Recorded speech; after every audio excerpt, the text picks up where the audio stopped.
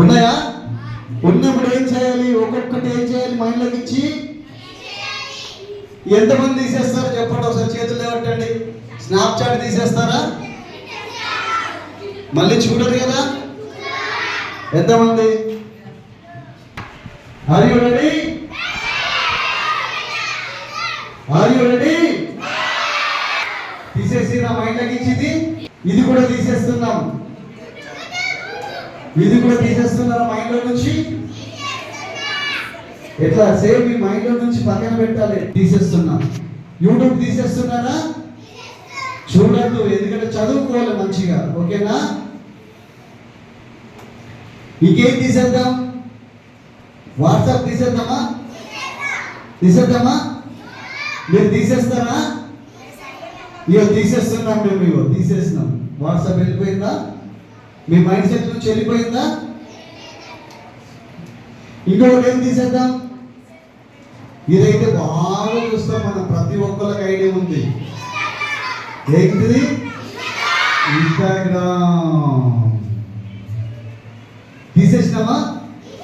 ఎంతమంది తీసేసింది చెప్పండి మీ మైండ్లో నుంచి? అయ్యో, జీవన్ తీసేయలేడు, ఇంకా ప్రోటీ తీసేయలేడు, చాలా తీసేయలేదు. ఫేస్బుక్ చాలా తక్కువ చూస్తారు, ట్విట్టర్ కంటే ఎక్కువ కదా. ఫేస్బుక్ చూడరు కదా మీరు? చూడరు కదా? ఇది కూడా తీసేద్దాం చూసే వాళ్ళు ఉంటే. ఓకేనా? ఉంటుందా? చూసరికి ఎవరు చెప్పినా వినరు, ఎవరు చెప్పినా మాట్లాడరు, ఎవరు చెప్పినా మీ మైండ్ అంతా కూడా దేని మీద ఉంటుంది?